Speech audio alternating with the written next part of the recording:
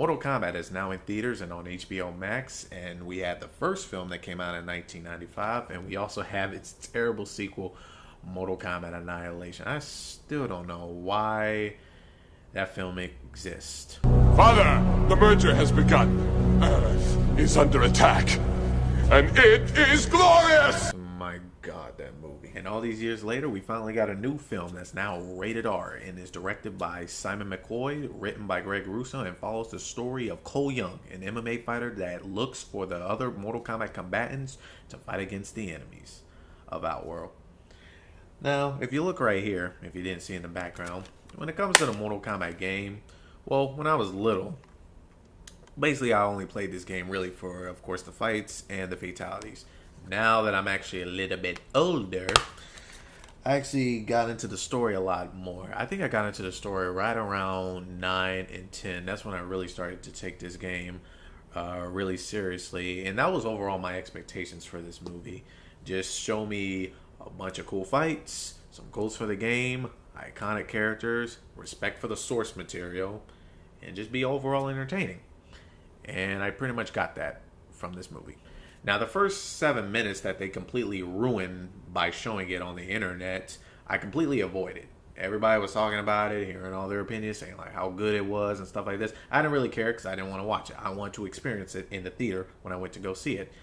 And everybody's opinion of that first 7 minutes, I literally had that same reaction. The first 7 minutes of this movie is really good. Like, it's really entertaining, and it really hooks you in, and it shows you this movie is not the 1995 movie, and this movie is definitely not Mortal Kombat Annihilation, thank goodness. This movie is very bloody and very gory, and it establishes that in the very first 7 minutes with Hanzo Hasashi and beyond.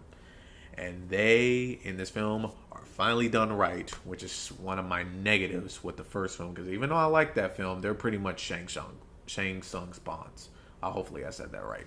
And because those first 7 minutes of the movie were so good, when they finally switch to Cole Young, it's not a complete nosedive, but Cole Young, in my opinion, is not as interesting as a character as somebody like Scorpion. And I get it, because Scorpion has like all of these years and years and years in lore, and Cole Young's just his original character that was really meant for the audience, for like the casual audience that doesn't know what Mortal Kombat was.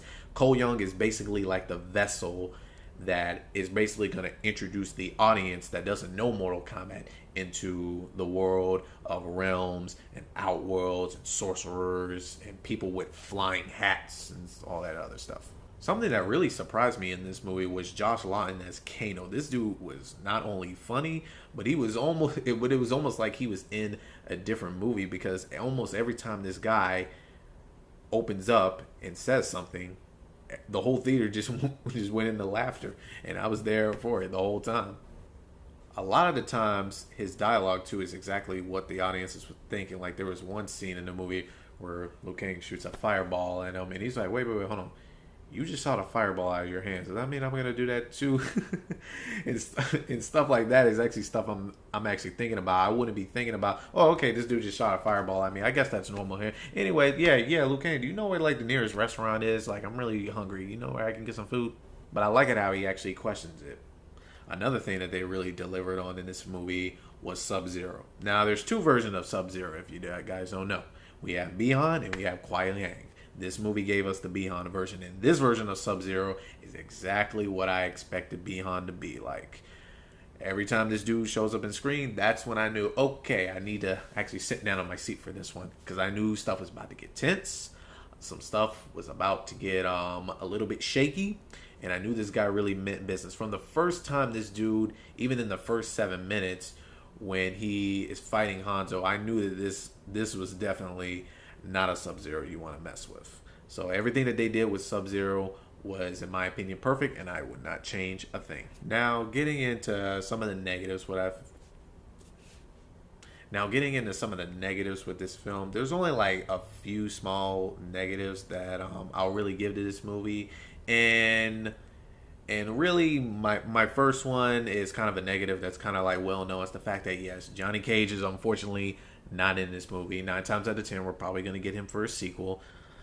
But I feel like my main problem, the main objective really with this film is, even though that this film is called Mortal Kombat, the whole tournament aspect that's really popular in the game and how all this stuff started, they don't really do that in this film. They don't do the tournament. It's just something that's whispered about. It's just they just glossed over it, like really if it was nothing.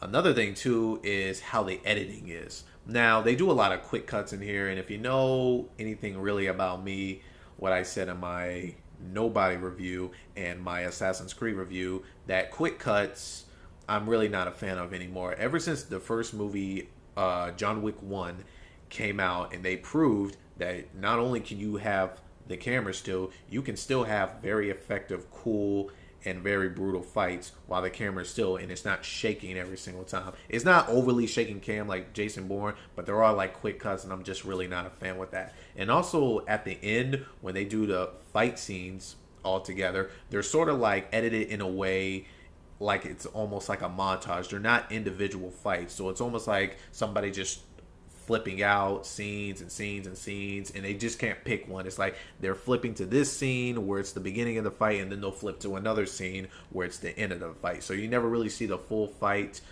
all the way through. What you basically see is almost like the beginning and the aftermath. And speaking of the fight scenes, a lot of the fights in here, I'm hearing a lot of people saying like they're very toned down compared to the fight scenes in the game, how they're very brutal and they're very serious and they have like some sort of kind of weight to them.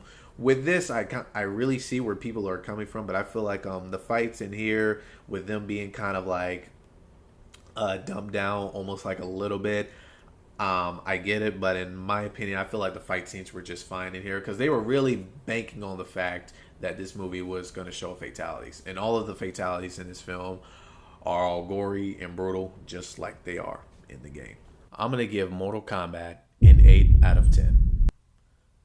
Guys, thank you so much for watching. Make sure to leave a like, subscribe, comment, and I'll see you guys in the next video. Peace out.